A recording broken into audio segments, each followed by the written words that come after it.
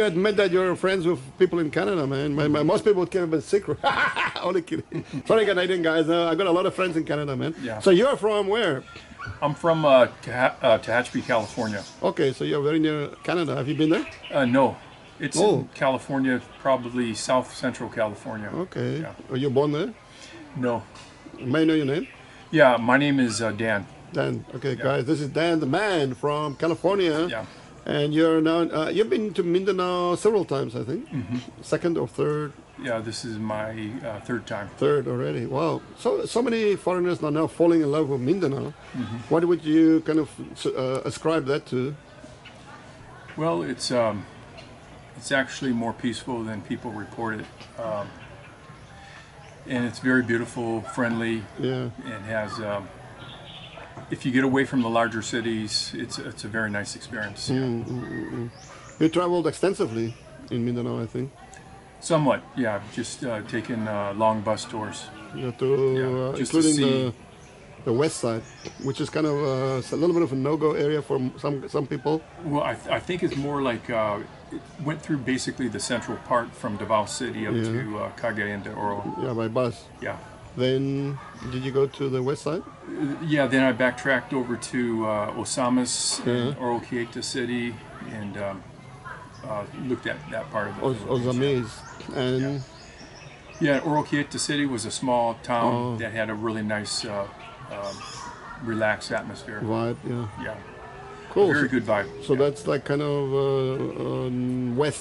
western Mindanao, huh? Yeah, it's in the western region of it, but I guess if you go like Zamboanga or That's far west. Yeah. Jensen, yeah.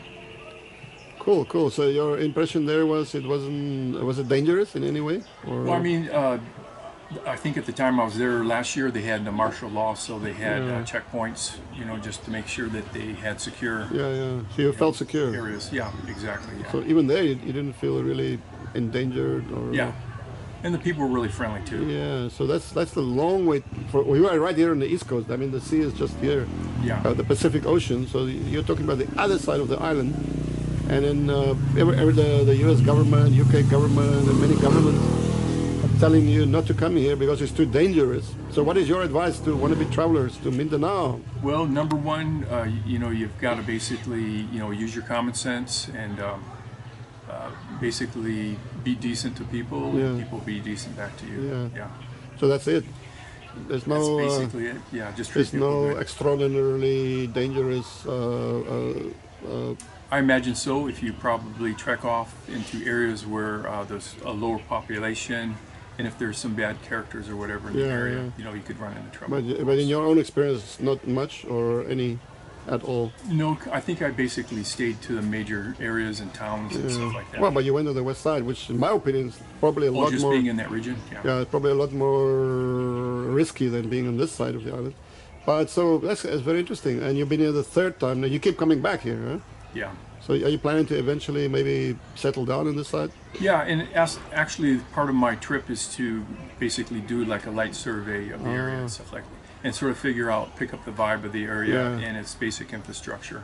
Yeah. So because you're planning to retire, or yeah, exactly. soon? As soon as possible. As soon as possible. Yeah, that's cool. Yeah. And you said you have family here. Yeah, I do. Yeah, I have an older brother and his family lives here. Oh, cool. On the Mindanao as well. In Mindanao, yeah. So it's not as bad as people imagine, huh? No, I think the Philippines sometimes, if you're in one particular island or whatever, and you talk to them about traveling to other places, if they don't really have an active knowledge of what's going on, it's sort of like an unknown. It's advice that's really, you know, it may not really be that good. Yeah, because they don't know. They've never been there, so they imagine it's worse than even the locals. Once they have that particular perception of things, it's, you know, It's stuck in their heads. It's stuck in their head, but you basically have to travel around, and of course you want to be use your common sense. Yeah. Well, that's anywhere in the world. Anywhere you go in the world. Have you been around other parts in Asia? Yeah, I've been to Japan. Japan. Yeah, a couple of times, I've never been. Never. How do you like it there? It was very good. Yeah, Japan is you know, like a first world nation with really well developed transportation system, hotels, and business. But you have to pay a price for that. Yeah, Or, travel to there from America is very reasonable. I would say probably the greatest cost traveling in Japan would be lodging and transportation within the country, unless you take their national railroad. yeah. Wow. The people, how about the English level in Japan? Not good. Not good. Yeah. So you, So you have to pick up a little bit of Japanese Yeah. to be functional. so you know about that? Yeah. Wow. So you know my Japanese friend here, of course, right? Yeah. Ken. You speak a bit of Japanese. Yeah. His English is quite good. So wow, you've been to Japan. Where in Japan exactly?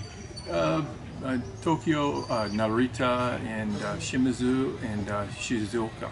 Oh, okay. And then also to their hot springs. Oh yeah, yeah, yeah. I love Yeah. hot springs. I love hot springs.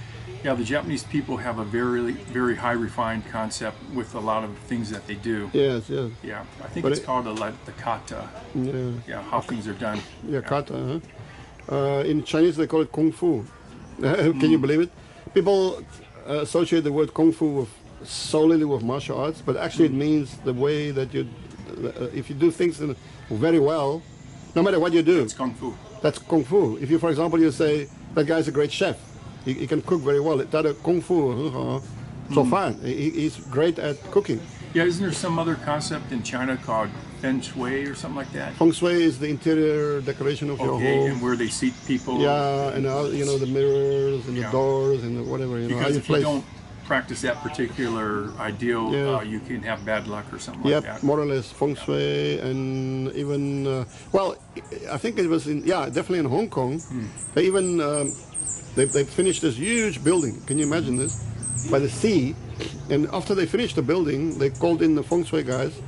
And the feng shui guys were like, "Whoa, no, no, no! This is really bad because there's a mountain behind the building, and the sea was in front of the building." So they told the poor owner of the building, after he spent millions and millions of dollars, obviously, building this massive building, that the mountain dragon now is blocked from coming down to the ocean to drink water every night. So that's going to be really bad luck. And nobody wanted to buy it. He couldn't sell a single apartment until in the end he had to basically Remodel it. it by cutting or by removing the middle part of the building. So there's a huge, it's a remarkable building. You go online and have a look. There's a huge square right in the middle of the building, totally open, so the dragon can go through the middle of the building and go and drink water. And after that, he sold out the whole building. So it worked. In America, they have fencing out in the desert to sort of corral desert tortoises. Oh, And but that's all part of the. Indian culture? Or? No, it's more part of the Oh, yeah, we got some delivery here, guys. ecologists and stuff like that. Oh, They're right, basically trying to preserve nature and stuff. In the USA, you have a very ancient Indian culture as well. Very interesting, huh? A lot of Yeah, it. I don't know too much about it. I read a bunch of books by this guy called Carlos Castaneda, I think it was his name. Really amazing books, some of it, really good. And it talks how he met this medicine man, and it's really good actually. I recommend it. So you were born in California. What place? Oh no, I wasn't born in California. I've lived most of my life there. Ah, where were you born then? Detroit, Michigan. Oh, Detroit. Wow, Sugar Man. Motor City. You know Sugar Man? The most famous, I think, probably the most famous man in Detroit right now would be a guy called Rodriguez, Sixto Rodriguez. They made a movie about his life a few years ago and won the Oscar. Really amazing movie. It's called Searching for Sugar Man. Rodriguez. If you never watched it, you got to watch it. No, I grew up in the era of Motown and Yeah. the Pistons and Yeah, but I Detroit think in the Lions. 70s it started to go downhill a bit, and it Yeah, kept going downhill. quite often, or I'm sorry, the city actually went into a pattern of decay economically and stuff like that. It was basically mismanaged. Sure. Searching for Sugar Man. That's the movie you want to see. So now, how do you like California then? California is good. It's a very diverse state and has almost every type of climate and geography. It's got the oceans, it's got the mountains, it's got the Central Valleys, and then it has the High Sierra mountain range, stuff like Sure. that. And So, any drawbacks living in California? well, it's a beautiful state. I would say part of its political management basically is sort of productive to entrepreneurs and businesses. Basically, they just need to be a little bit more business friendly and have a better tax treatment. And because there's actually a outflight of businesses and people with money. Most people have the impression it's kind of a very entrepreneurial place. And yeah, I think it still is. I think the spirit of California is a very good spirit. Yeah. So you plan. And it's a great place to live too. Yeah. So but you said you want to probably resettle or what do you call it? Resettle to Mindanao. This place possibly because of it's cheaper. I love the climate. Yeah. The climate and your money goes much further in retirement. Yeah. Right. Okay. And if you live a fairly moderate life, keep up your health and stuff like that. I think you'll probably do really well. Yeah, because if you live in an expensive place, you get stressed. Yeah. Stressed to excess. Yeah, they say that in the Philippines, samoka. Yeah. But living here in the Philippines, I think you probably have to adjust and adapt a lot to the culture and try not to live like a complete foreigner. Yeah, so like an expat. Yeah.